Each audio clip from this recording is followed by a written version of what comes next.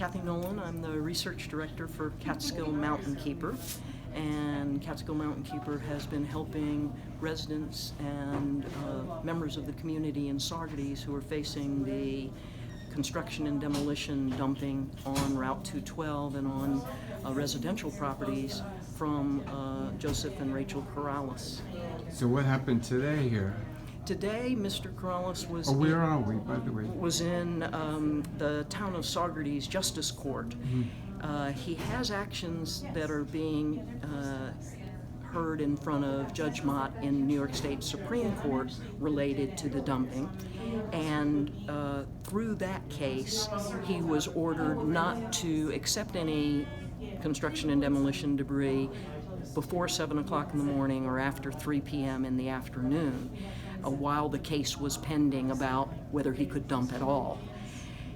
These tickets that were issued to him that brought him to Justice Court were for trucks arriving at his property before that 7 o'clock time that he would be allowed to operate.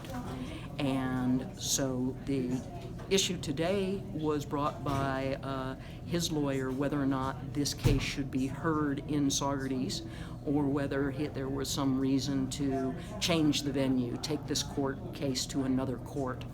The judge wanted to hear more about why that would be necessary, seeming to feel that it was not necessary for him to, that he felt like he could hear the issues here in this court, but he allowed Mr. Corrales and his attorney a little more than a week to file a written request on that point. He then went ahead, the judge then went ahead and scheduled a court hearing for September 13th at 9 o'clock in this court. That would change, of course, if he changed his mind upon reading those You were a written spectator request. in the courtroom, right? Can You were a spectator in the courtroom. Yes.